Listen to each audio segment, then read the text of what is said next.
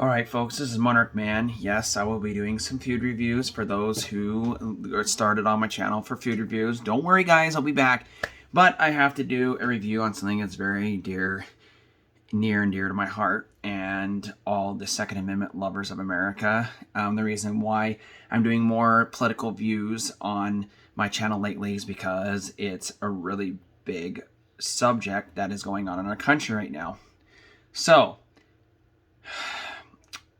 in 1990, there was a law or a bill passed, and it was for the gun-free zone, or the Gun-Free Zone Act of America, and in 1990.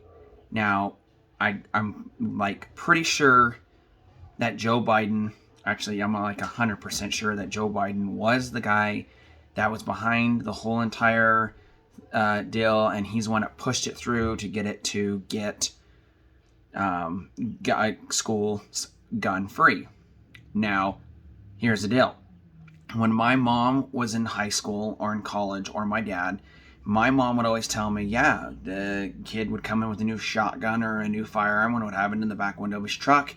And the reason why they could have these things in the back, window of their trucks is the teachers would come out and be like, oh, let's go duck hunting after class. And you never had any of these, 6 shootings or any of these mass shootings or anything like that because everyone had a gun, and you knew if you did anything stupid, it wasn't even a thought in people's minds because everyone was armed and everyone had the opportunity to shoot if anything happened.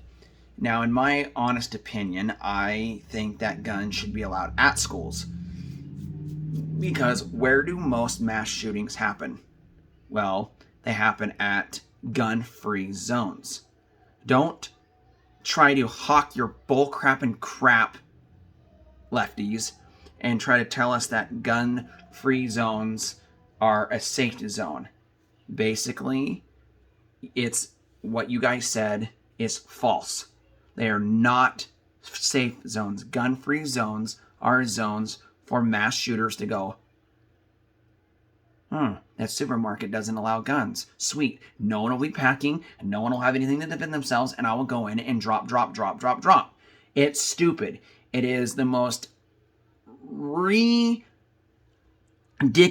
stupid thing that they try to push down our throats. Oh, gun-free zones are a safe zone. No, they're not. Okay. Switzerland. 9 out of 10 people have a firearm in their country. Women pack firearms on their back. And they shoot, if necessary. Actually, you don't even have to shoot mass shooters or shoot criminals because it just flat out does not happen. And they don't give them crappy, rinky-dinky, stupid firearms. They give them the top of the line. They make them go through training. They allow no permits to open carry through their whole entire country. You can hop any lines. You can hop any borders. You can go anywhere in Switzerland, and you can have a firearm on you. And unless you are a criminal, then you cannot have a firearm. But otherwise, they encourage and want everybody to have firearms in Switzerland. And in my honest opinion, why did Switzerland survive in World War II? Because when the war came to them, they all went to the center of the country and all got all the firearms and armed themselves. And the people knew, their threat knew, we go into that country and it's going to be bad news because there's a few million people in the dead center that are all armed and would eat us for breakfast, lunch, and dinner. So there's the deal. When you see all these success rates of all these countries that are surviving, is because their support of their government allows them to bear arms and be able to protect themselves. In Australia, I think it was 1996, don't quote me because I know sometime in the 90s, they made it so all firearms were illegal. And they say that it was a good thing, but when they did that, they also made it the freedom of speech to non-exist, and you can't speak out there. And not only that, they have no firearms, and their crime rate went up about 800%. It's freaking ridiculous. And in America, it is in our Constitution right to bear arms so we can defend ourselves against a tyrannical government.